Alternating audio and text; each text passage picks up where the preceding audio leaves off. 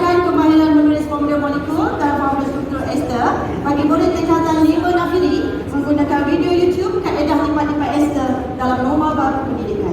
Jadi berdasarkan refleksi pengajaran dan pembelajaran yang lalu, apa yang saya dapati, murid saya sukar untuk mengingat formula molekul ester, malahan mereka keliru dengan tidak balas pengesteran bagi mereka dan kaedah untuk mengingat ester-ester yang lebih. Tuan-tuan, puan-puan hadirin sekalian, untuk maklumat semua, ester merupakan salah satu tajuk kimia bagi sebacaan cover kimia SPM tingkatan 5. Seterusnya, fokus kajian saya, murid tidak dapat menulis formula molekul ester dengan betul dan murid tidak dapat menulis formula struktur juga dengan betul. Jadi di sini objektif umum meningkatkan kemahiran menulis formula molekul dan formula struktur ester bagi murid tingkatan 5 Nafiri menggunakan video YouTube kaedah lipat-lipat ester dalam norma baru pendidikan. Objektif khusus saya garapkan 3 di sini. Yang pertama, murid dapat meningkatkan kemahiran menulis formula molekul ester dengan betul. Murid dapat meningkatkan kemahiran menulis formula struktur bagi ester dengan betul. Malahan bagi guru, dia dapat menambah baik amalan di dalam pengajaran dan pembelajaran.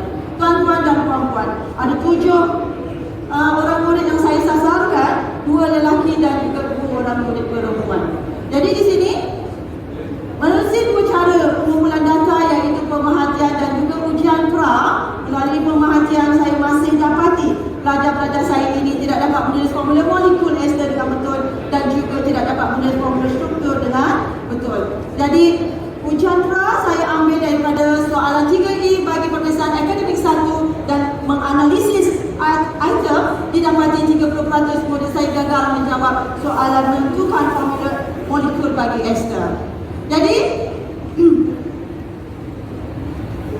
di sini adalah jadual perskoran dan didapati ke-7 kumpulan sasaran tidak mendapat sebarang skor bagi menulis formula molekul ester.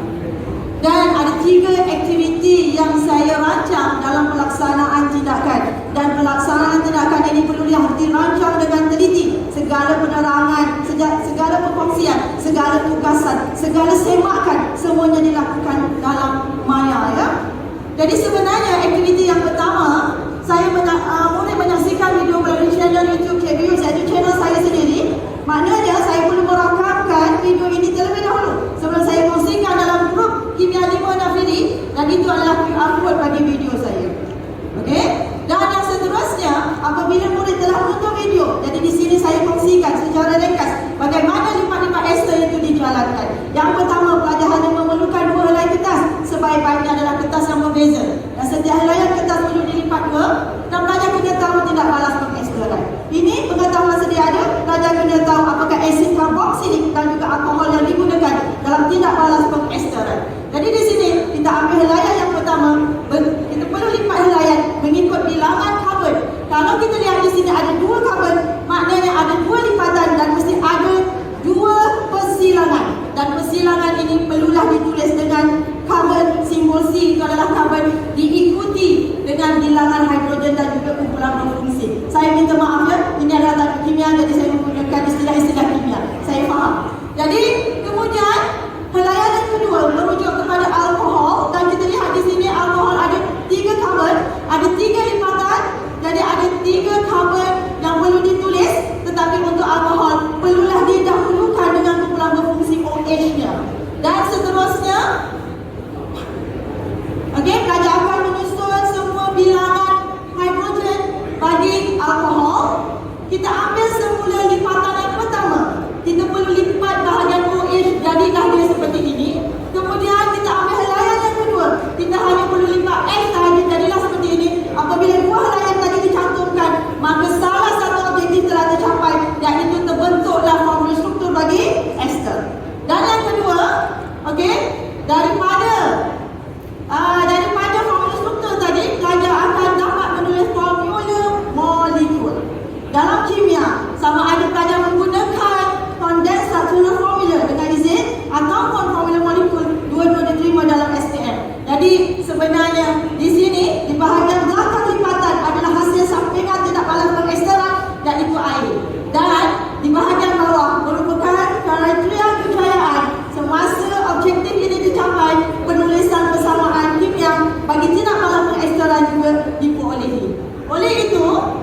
di sini, aktiviti yang ketiga adalah ujian pos.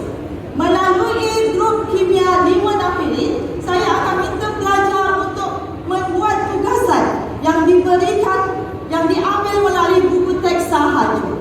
Dan pelajar akan kongsikan tugasan kepada saya.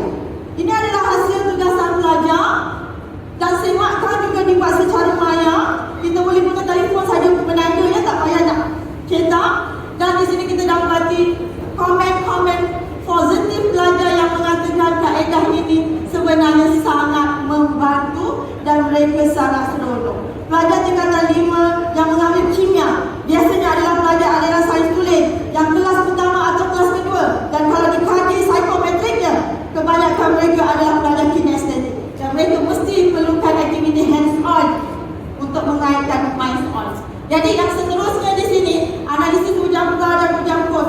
Kalau sebelum ini tiada skor untuk formula molekul, daripada jadual menunjukkan peningkatan 100%, pelajar saya boleh menulis formula molekul ester dengan betul. Jadi begitu juga dengan graf. Biarlah graf ini berbicara, okey, menganalisis data graf di hadapan ini menunjukkan bahawa objektif kajian saya memastikan pelajar menulis formula molekul ester dan juga formula struktur ester telah tercapai 100% walaupun saya jalankan semasa PKP fasa yang pertama. Jadi refleksi saya terhadap murid adalah pastinya murid dapat menulis formula molekul dan struktur ester dengan betul, murid berasa seronok menjalankan aktiviti dalam maya dan aktiviti berpusatkan murid. Segalanya dilakukan sendiri, ya. Saya tidak menghadkan kertas apa yang mereka ada.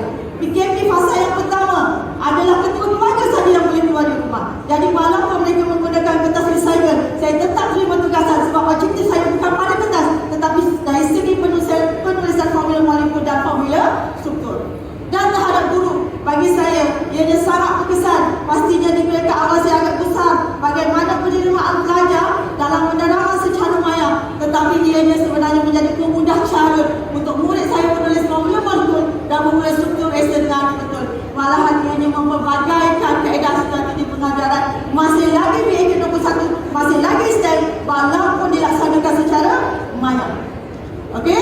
Dan secara keseluruhan, murid saya menguasai penulisan formula molekul dan struktur dengan formula struktur ester dengan lebih baik, dan selepas aktiviti dan tindakan terdapat perubahan amalan pengajaran dan pembelajaran selain mempelbagaikan kaedah PDPC. Tuan-tuan dan puan-puan, jika pelajar saya terlupa, sekarang mereka masih boleh lagi buka channel YouTube saya. Jika pelajar terlupa di Dewan Peperiksaan, dia boleh angkat tangan dan minta kertas pada pengawas peperiksaan. Dan sekali lagi, lipat-lipat ester boleh masuk dalam Dewan Peperiksaan.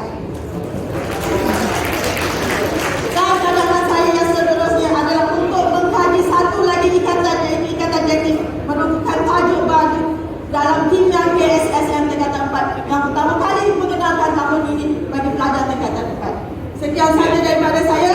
Tolong sama-sama lagi ambil saya punya channel YouTube. Jangan lupa subscribe.